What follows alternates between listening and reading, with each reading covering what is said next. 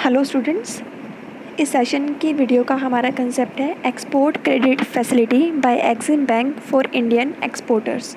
Exim bank Indian exporters के export को बढ़ावा देने के लिए जो क्रेडिट फैसिलिटी प्रोवाइड कराता है, हम उसके बारे में डिस्कस करेंगे।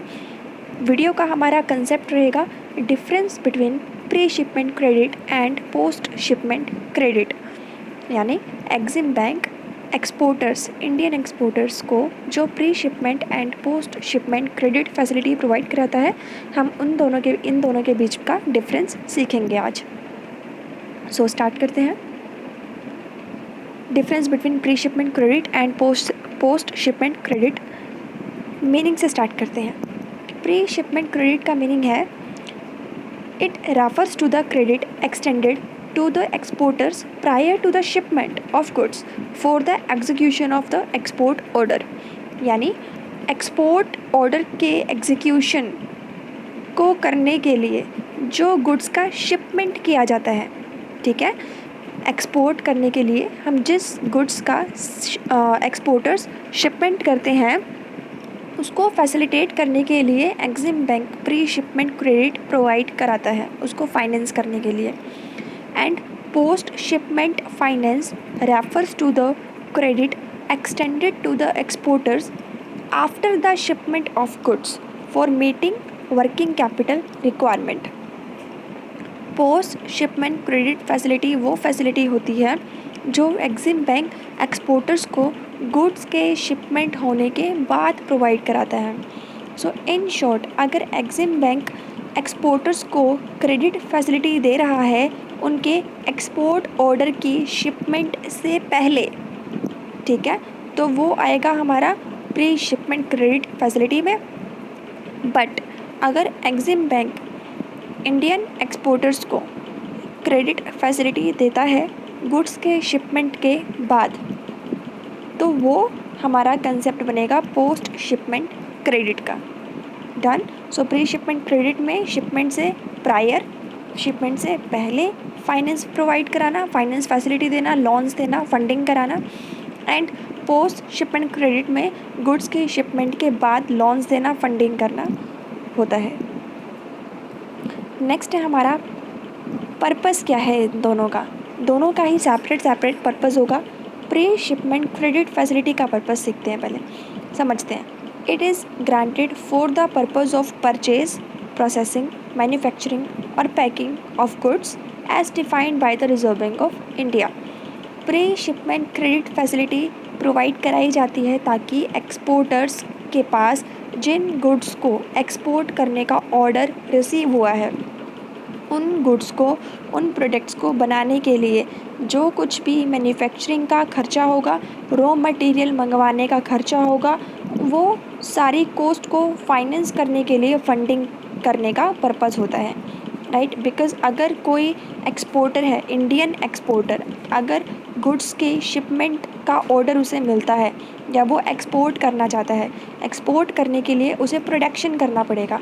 प्रोडक्शन करने के लिए जो रॉ मटेरियल चाहिए वो इंडिया से भी अरेंज कर सकता है और out of the country, out of the India यानी ओवरसीज़ से भी अरेंज कर सकता है। इंडिया से अगर वो रॉ मटेरियल लेता है तो उसको इंडियन करेंसी में ही पेमेंट करनी पड़ेगी। अगर इंडियन एक्सपोर्टर अब्रोड, ओवरसीज़ से यानी विदेशों से रॉ मटेरियल मंगवाता है और फिर प्रोडक्शन करता है, तो उसे फॉरेन करेंसी में रॉ मटेरियल की पेमेंट करनी पड़ेगी। तो प्री शिपमेंट क्रेडिट फैसिलिटी में Indian currency and foreign currency दोनों टाइप्स की करेंसी में फंडिंग की जाती है एक्सिम बैंक के थ्रू। तो ये इसका पर्पज़ होता है। पोस्ट शिपमेंट क्रेडिट फैसिलिटी का पर्पज़ क्या होगा?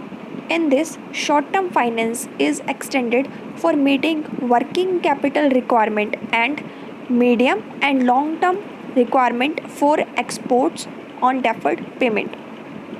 मीन्स पोस्ट शिपमेंट क्रेडिट में, क्योंकि ये कंसेप्ट हमारा होता है शिपमेंट होने के बाद, यानी गुड्स का एक्सपोर्ट करने के लिए वो सब गुड्स भेजी जा चुकी हैं, ठीक है।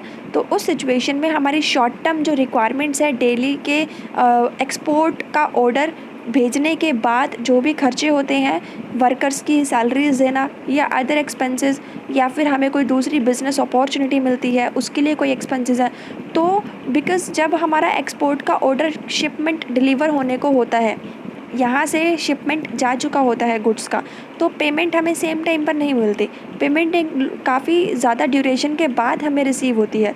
तो तब तक के लिए इंडियन एक्सपोर्टर अपने बिज़नेस की जो एक्सपेंडिचर है उसको कहाँ से मैनेज करेगा? तो उन एक्सपेंडिचर्स को मैनेज करने के लिए इंडियन एक्सपोर्टर को वर्किंग कैपिटल की रिक्वायरमेंट होती है।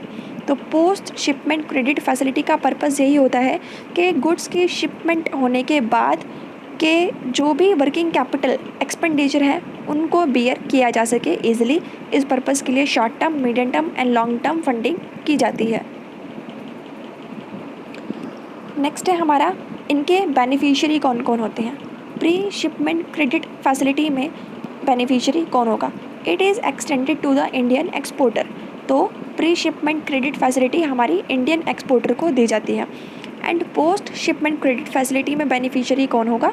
It is extended to the Indian exporters as well as the overseas importers. दोनों को ही यहाँ पे दी जा सकती है। इंडियन एक्सपोर्टर को दी जाएगी ताकि गुड्स के शिपमेंट होने के बाद वो अपने वर्किंग कैपिटल एक्सपेंडिचर को बियर कर सके।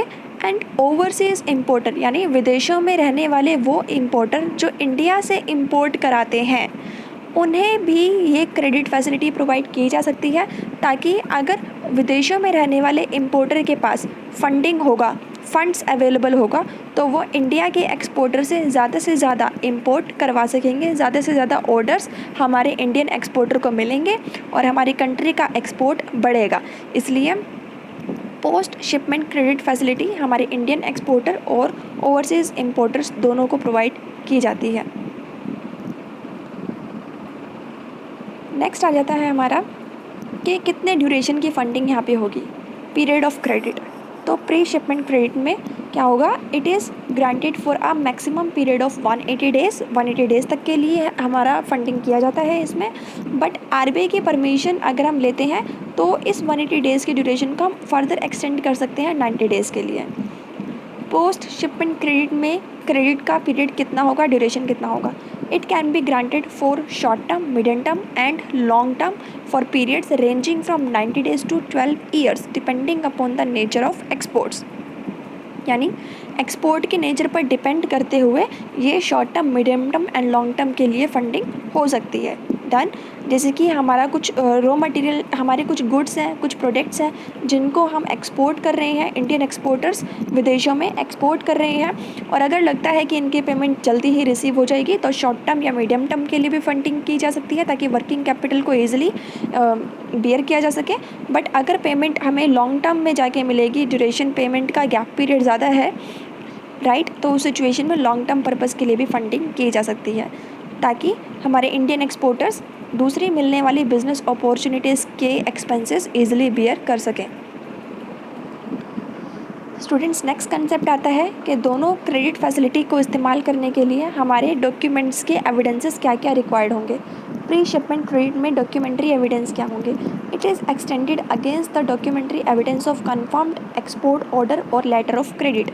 यहाँ पे बैंक्स इंडियन एक्सपोर्टर को funding pre shipment credit facility तभी प्रोवाइड कराएंगे जब इंडियन एक्सपोर्टर उनको लेटर ऑफ क्रेडिट शो करेगा या फिर उनको एक्सपोर्ट ऑर्डर शो करेगा कि येस, उन्हें एक्सपोर्ट ऑर्डर रिसीव हुआ है और उन्हें प्रोडक्शन करना है, उन्हें रॉ मटेरियल की पेमेंट्स करनी है। तो ऐसे डॉक्यूमेंट्स एंड एविडेंस शो करने के बाद हम ये फैसिलिटीज़ को यूज़ कर सकते हैं।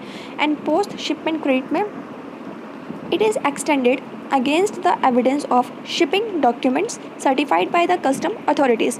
जब हम अपने गुड्स को शिपमेंट करते हैं, राइट, यानी एक्सपोर्ट ऑर्डर को एग्जीक्यूट करते हैं, हम अपने गुड्स को इम्पोर्टर के पास डिलीवर्ड करते हैं, तो वहाँ पे हमारे कस्टम अथॉरिटीज़ के थ्रू सर्टिफाइड किए हुए डॉक्यूमेंट्स हमारे यहाँ पर चेक किए जाते हैं, मांगे जाते हैं। तो जैसे ही हम ये डॉक्यूमेंट शो कर देते हैं कि येस, गुड्स का शिपमेंट हो चुका है, तो हम पोस्ट यानी कि Indian exporters post shipment credit facility का इस्तेमाल कर सकते हैं, बेनिफिट ले सकते हैं।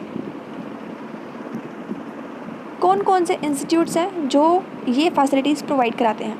Pre shipment credit facility it is generally extended by commercial banks in India. India में सभी तरह के commercial banks pre shipment credit facility को प्रोवाइड कराते हैं इंडियन एक्सपोर्टर्स को, क्योंकि ये फैसिलिटी सभी इंडियन एक्सपोर्टर्स के लिए अवेलेबल है। And post shipment credit facility ये दी जाती है short term post shipment credit is extended by the commercial banks. जो शॉर्ट टर्म ड्यूरेशन की क्रेडिट फैसिलिटी है, जो शॉर्ट टर्म ड्यूरेशन की पोस्ट शिपमेंट क्रेडिट फैसिलिटी होगी वो इंडिया के कमर्शियल बैंक्स प्रोवाइड कराते हैं। बट अगर ये मीडियम एंड लॉन्ग टर्म के लिए है तो ये क्रेडिट फैसिलिटी दी जाएगी एग्जिम बैंक के थ्रू। याद रखिएगा students, post shipment credit facility Indian exporters और ओवरसीज़ इम्पोर्टर्स, इंडिया के एक्सपोर्टर और विदेशों में रहने वाले इम्पोर्टर जो इंडिया से इम्पोर्ट कराते हैं, इन दोनों पार्टीज़ को प्रोवाइड होती है। पर्पज़ होता है एक्सपोर्ट को बढ़ावा देना, इंडियन एक्सपोर्ट को बढ़ावा देना।